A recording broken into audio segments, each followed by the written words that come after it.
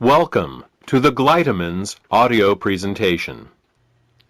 In the next 20 minutes, you will learn what gallstones are, what kinds of problems they can cause, and what you can do to get rid of them. Gallstones are nothing more than coagulated bile. Bile is the green alkaline liquid produced by the liver, which, among other things, helps us digest our food. The liver produces about a liter of bile a day and stores it in a muscular sac called the gallbladder.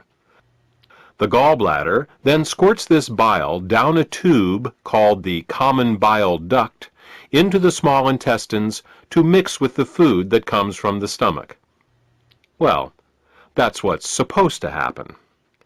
Unfortunately, with nutritional deficiencies and exposure to certain toxins, bile can thicken and form what is known as biliary sludge. When this biliary sludge forms, it makes it very hard for the gallbladder to get the bile into the small intestines. It's like trying to squeeze glue through a straw. It is out of this biliary sludge that gallstones are formed. Gallstones and biliary sludge disrupt the normal flow of bile, causing 3 different types of problems. The first set of problems is related to not getting enough bile into the intestines.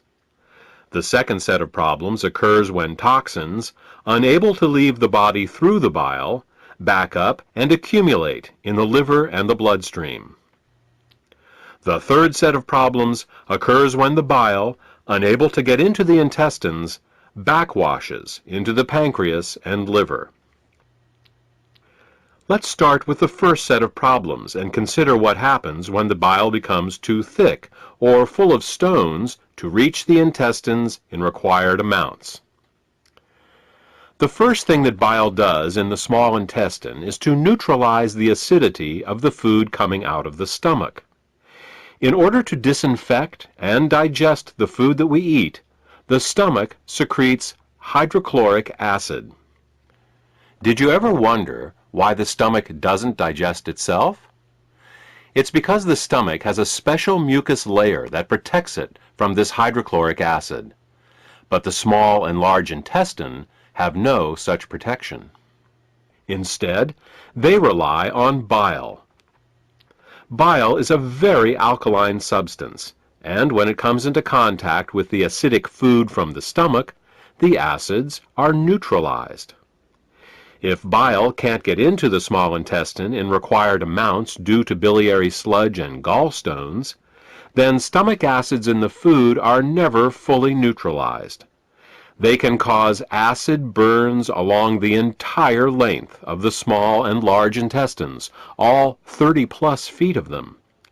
We experience this as indigestion, heartburn, ulcers, and all manner of digestive complaints.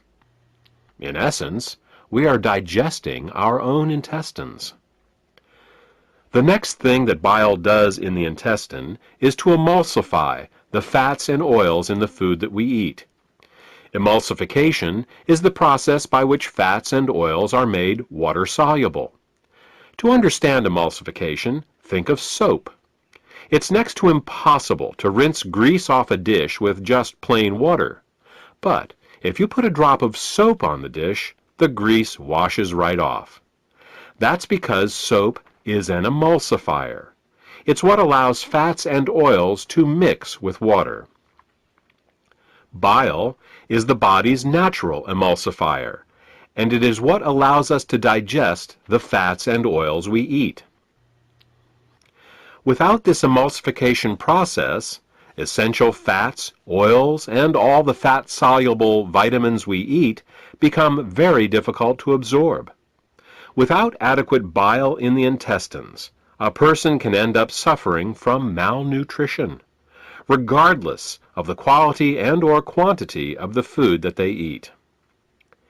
If eating fats and oils gives you indigestion, or if you have difficulty with food absorption, it could be due to biliary sludge or gallstones.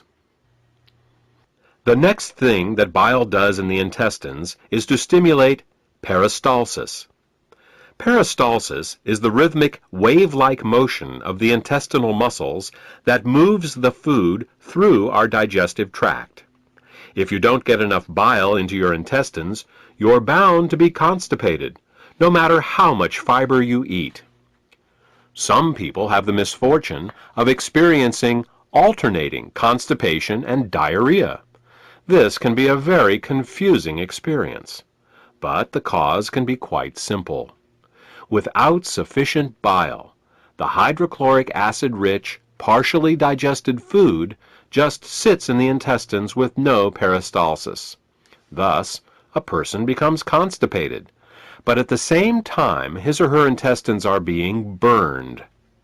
When enough acids build up and the intestines can't take it anymore, they purge themselves with a bout of diarrhea. Then, with the acids evacuated, the process starts all over again. If you are experiencing problems with constipation, diarrhea, or both, biliary sludge and gallstones could be the cause.